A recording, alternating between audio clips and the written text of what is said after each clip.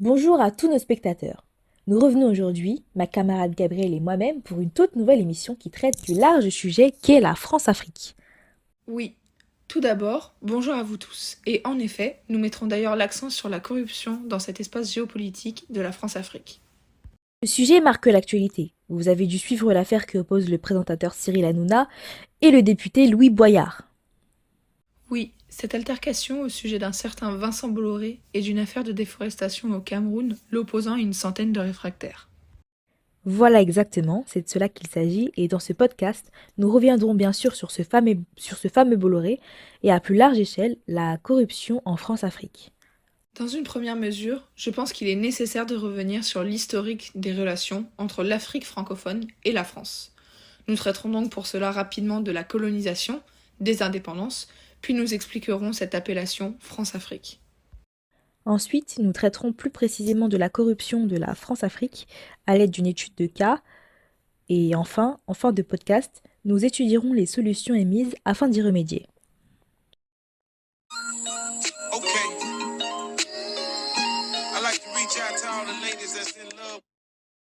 Dans notre scolarité, on nous a expliqué le contexte de colonisation, le mode d'action, les enjeux, etc. C'est donc une notion du programme scolaire imposée par l'éducation nationale. Mais il me semble tout de même pertinent de rappeler ce contexte afin d'éclairer un peu nos propos et de mieux comprendre l'origine de ce lien qui unit l'Afrique centrale et de l'Ouest avec la France. Au début du XIXe siècle, la France est en pleine révolution industrielle.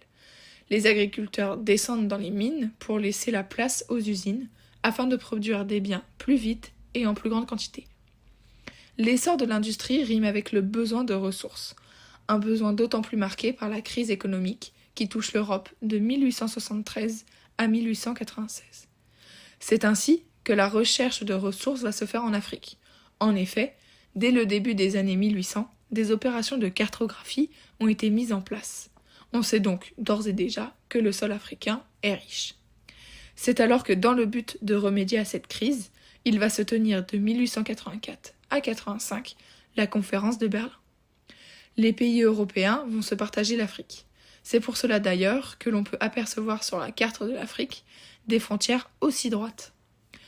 Le Premier ministre britannique, Lord Salisbury, dira même « Nous avons entrepris de tracer des lignes sur la carte de régions où l'homme blanc n'avait jamais mis les pieds. Nous nous sommes distribués des montagnes, des rivières, des lacs, à peine gênés par ce petit obstacle que nous ne savions jamais exactement où se trouvaient ces montagnes, ces rivières et ces lacs. » À l'issue de cette conférence, la France et le Royaume-Uni sont les mieux servis par ces découpages. La France tiendra une dizaine de pays d'Afrique tels que l'Algérie, le Sénégal, le Tchad, le Niger, le Bénin, la Côte d'Ivoire, le Maroc, le Burkina Faso ou encore Madagascar. Tous ces pays vont par la suite être décolonisés et vont obtenir leur indépendance à peu près en même temps dans les années 1960. Cette relation est considérée comme néocoloniale et peut avoir des intérêts que la France tente encore de protéger ou des ingérences un petit peu excessives de sa part. La France-Afrique concerne en général les pays d'Afrique subsaharienne, qui ont été des colonies françaises. Mais par extension, elle peut parfois aller au-delà, vers d'autres pays francophones. Mais quels sont les pays liés à la France-Afrique ? Les pays concernés sont ceux qui étaient membres de l'Afrique occidentale française, soit les anciennes colonies noires africaines citées plus tôt. À cela s'ajoutent les anciens territoires sous mandat tels que le Cameroun et le Togo. Ces deux pays ont été colonisés par la France, mais officiellement ce n'étaient pas des colonies. Officiellement bien sûr, ils étaient auparavant des colonies allemandes récupérées par la France à l'issue de la Seconde Guerre mondiale. Enfin, il y a aussi Madagascar. À part la Guinée qui est devenue indépendante en 1958, tous les autres pays sont devenus indépendants en 1960. En 1958 est créée la communauté française. Toutes les colonies françaises d'Afrique sont invitées à intégrer cette communauté. On parlera de 3 autres pays qui n'ont pas été des colonies françaises mais belges. Le Congo devient indépendant de la Belgique en 1960 et le Rwanda et le Burundi, devenus indépendants en 1962 en étant d'anciennes colonies belges. Ils ont pris le français comme langue officielle, ce qui leur a permis un rapprochement avec la France. On a donc un total de 20 pays qui font partie de la France-Afrique. En effet, la France conserve une influence en Afrique. La langue, comme vu plus tôt, mais également la monnaie. Par exemple, 14 pays utilisent le franc CFA. C'est une monnaie créée par la France et indexée sur le franc français. Tous ces pays n'ont pas de contrôle sur leur monnaie. C'est encore la France qui a le dessus aujourd'hui via la Banque européenne. L'Union économique et monétaire ouest-africaine utilise une des deux formes de franc CFA. La Guinée-Bissau, ancienne colonie portugaise, a même intégré l'Union économique francophone. La France exerce aussi une influence militaire via les opérations militaires. La France est souvent intervenue en Afrique. Les principales interventions furent les suivantes. Les guerres du Tchad à partir de 69, surtout dans les années 70. À plusieurs reprises lors de différentes opérations en Centrafrique, surtout dans les années 80. Elle est intervenue plusieurs fois au Zaïre, ancienne colonie belge, notamment durant la prise de Kolwezi, et au Rwanda dans les années 90. Elle possède des bases militaires dans ces pays. Enfin, la France a une influence sur les médias, comme avec France 24 ou TV5 Monde. Merci à vous de nous avoir fait ce rappel nécessaire pour une meilleure approche du sujet, mais il est maintenant temps d'y rentrer au cœur. En effet, l'Afrique est un terrain propice à la corruption et aux tensions. Elle représente un intérêt pour les chefs d'État français au cours des dernières décennies, même après la décolonisation.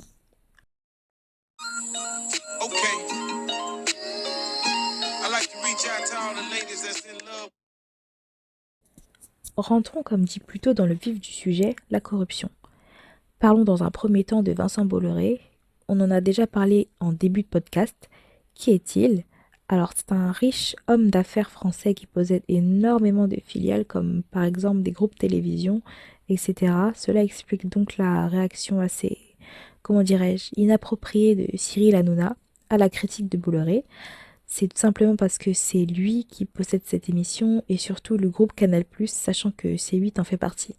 Cependant, ce riche homme d'affaires n'a pas les mains pures. Au contraire, elles sont plongées dans des affaires de corruption d'argent public étranger, faux et usage de faux, et est accusé d'avoir aidé les chefs d'État africains à accéder ou à se maintenir au pouvoir pour en échange favoriser ses intérêts économiques dans leur pays. On parle dans cet exemple du Togo, de la Guinée ou encore du Gabon. Par exemple, Faure Gnassingbé, actuel président du Togo et élu en 2005, 5 années plus tard, il souhaite se faire réélire. Malheureusement, celui-ci n'est pas très populaire. C'est là que Vincent Bolloré intervient. En effet, il envoie une équipe d'un géant publicitaire de l'époque, le groupe Havas. Il prend donc en charge une partie de la campagne de Faure Gnassingbé. Celui-ci parvient donc par la suite à se faire réélire le 4 mars 2010. Les frais de campagne s'élevaient à environ 800 000 euros. Cependant, la République du Togo n'a eu qu'à débourser 100 000 euros. La raison, c'est que le groupe Bolloré recherchait bien sûr autre chose en échange de cette campagne, sachant que le groupe Havas est une filiale du groupe Bolloré. Vous allez me demander, mais que voulait-il donc en échange ? Il désirait en fait une extension du port de Lomé au Togo afin de satisfaire ses intérêts portuaires dans la zone. Rappelons-le, les ports sont des vecteurs essentiels de la mondialisation et si Bolloré a une mainmise dessus, son pouvoir est par conséquent accru. Dans le cas de la Guinée en 2010, Bolloré opère de la même manière. Il paye en grande partie la campagne d'Alpha Condé afin d'avoir une nouvelle fois la mainmise sur un port africain, notamment le port de Conakry. À cette époque, il appartenait à un autre groupe français. Cependant, des militaires guinéens sont venus les en expulser.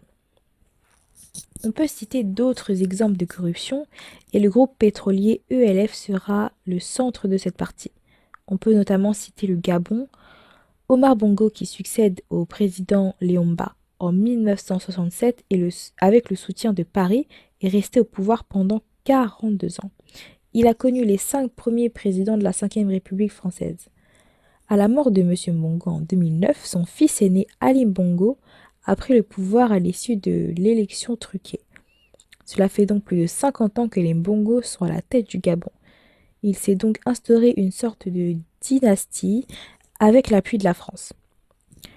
Au pouvoir depuis 1979, Teodoro Obiang Nguema, président de la Guinée équatoriale, n'a jamais été réélu avec moins de 95% des voix. Il prépare le terrain pour son fils Théodorin.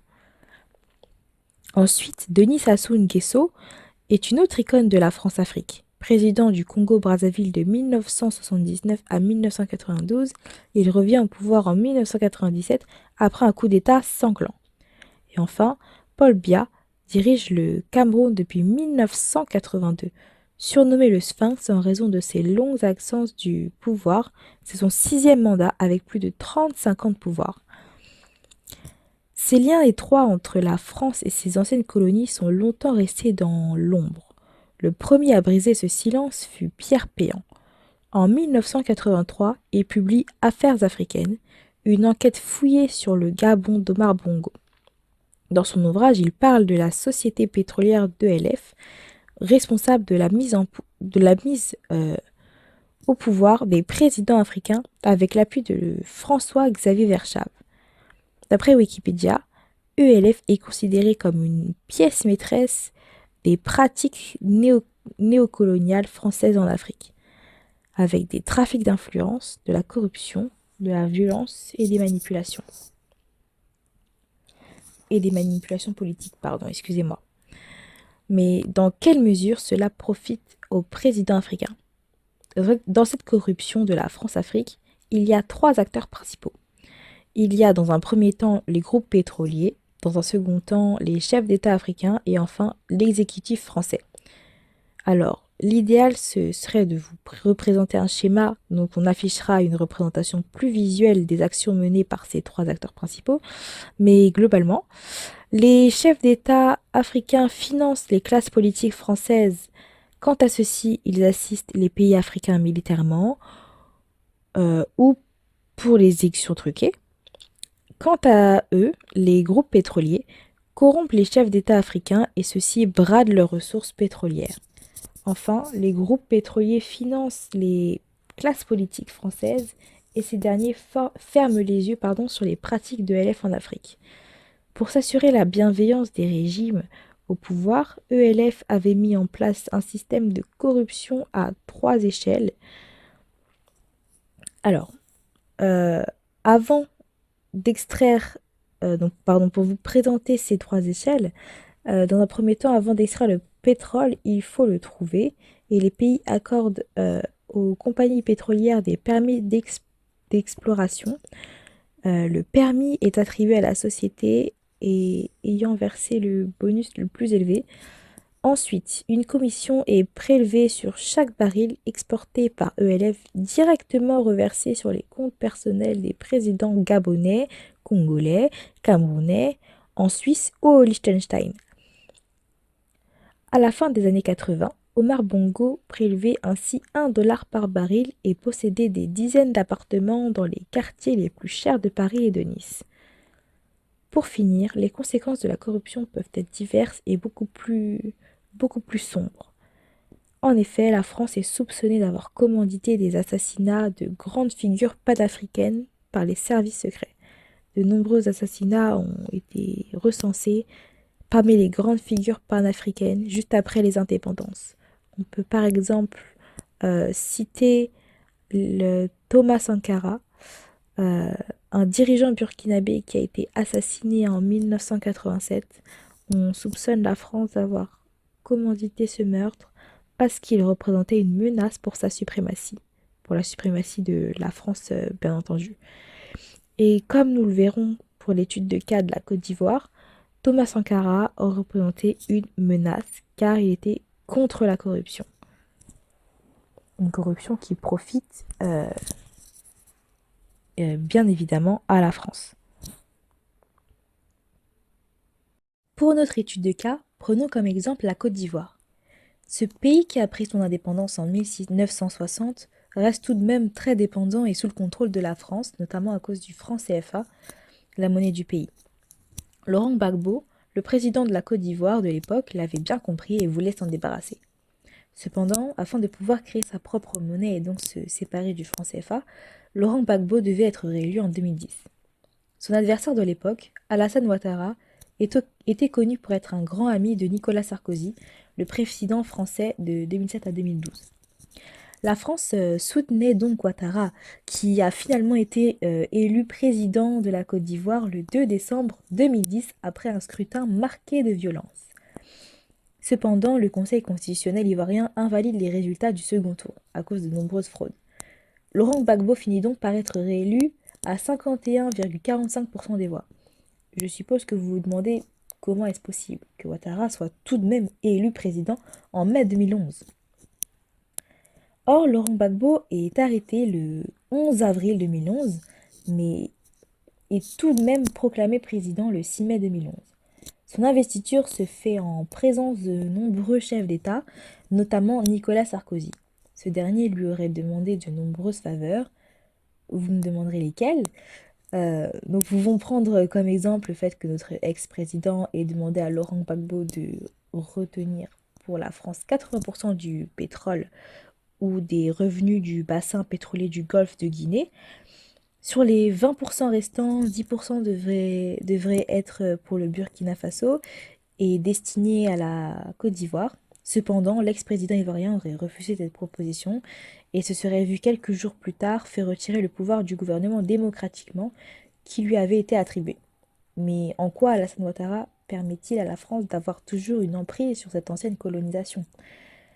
Nous savons que depuis, Alassane Ouattara est toujours à la tête de la Côte d'Ivoire et a récemment réaffirmé son soutien à la France et au franc CFA, ce qui confirme le fait que Paris ait un contrôle sur l'économie de la Côte d'Ivoire. La Banque de France dirige sa monnaie par le biais de l'Union monétaire d'Afrique occidentale et de nombreux investissements rendent l'économie ivoirienne dépendante de la métropole. Des groupes comme Bouygues, Orange, BNP Paribas, la Société Générale, Bolloré et Total y gagnent beaucoup. Total a notamment obtenu une bonne part des hydrocarbures après avoir acquis un deuxième bloc pétrolier offshore dans le golfe de Guinée. Que pouvons-nous en penser ? Il est donc évident que cette procédure qui consistait à enlever le pouvoir à Laurent Gbagbo a rempli des zones d'ombre et qu'elle consistait seulement d'éloigner une personne qui ne coopérait pas, qui pouvait donc être désignée comme étant gênante. Le sujet de la corruption soulève donc beaucoup de révoltes chez les citoyens des pays africains, évidemment, concernés par l'Union franco-africaine. C'est pour cela qu'il est nécessaire de trouver au plus vite des solutions à ce fléau qui accable l'Afrique. Oui, des solutions il y en a bien sûr. Et des jeunes des sociétés civiles africaines ainsi que le président actuel Emmanuel Macron ont essayé d'en trouver main dans la main durant le sommet Afrique-France de l'automne 2021. Beaucoup d'idées ont été dégagées durant ce sommet, comme le désir de sortir du franc CFA et de disposer d'une monnaie nationale, mais également le désir d'avoir des armées locales autonomes. La posture de la France envers les pays d'Afrique devait changer. En effet, un ton paternaliste a été relevé par plusieurs intervenants africains de ce sommet. L'idée de relation d'égal à égal et de partenariat, contrairement à l'actuelle relation de dominant à dominé, a été suggérée, je dirais même imposée par les pays africains. Au sujet central de la corruption par les dirigeants, des solutions ont été exprimées, mais d'abord, nous allons rapidement revenir sur ce qu'il a dit, sur la présidence de son pays, la Guinée. Moi, je viens d'un pays, la République de Guinée, qui vient de se débarrasser de quelqu'un qui voulait encore mourir au pouvoir, et je fais partie de ces jeunes qui étaient en première ligne. Je suis fière d'avoir mené ce combat parce que ça ramène de l'espoir auprès de notre jeunesse. Le but n'est pas que vous vous occupiez de ces problèmes internes, c'est plutôt en tant que partenaire de refuser de collaborer ou de considérer comme étant un interlocuteur quelqu'un qui utilise des voix de manière subjective. Comme vous l'avez compris ici, l'idée qui se dégage en premier, c'est que la France ne devrait pas coopérer, discuter, ni prévoir un quelconque partenariat avec un président corrompu. Cela permettra donc aux élus de ces pays de comprendre un message implicite et d'illégitimer leur gouvernement. En parlant de la Guinée, Macron semble dire que le troisième mandat du président actuel a été condamné dans toutes ses prises de parole et que la France n'est absolument pas complice de ces élections. C'est bien cela. Et en effet, c'est tout à fait ce qu'il a soutenu durant ce sommet. Implicitement, il indique donc que son mandat n'opère pas les mêmes pratiques que ceux de ses prédécesseurs. Permettez-moi de demander de manière rhétorique de quelle pratique on parle ici.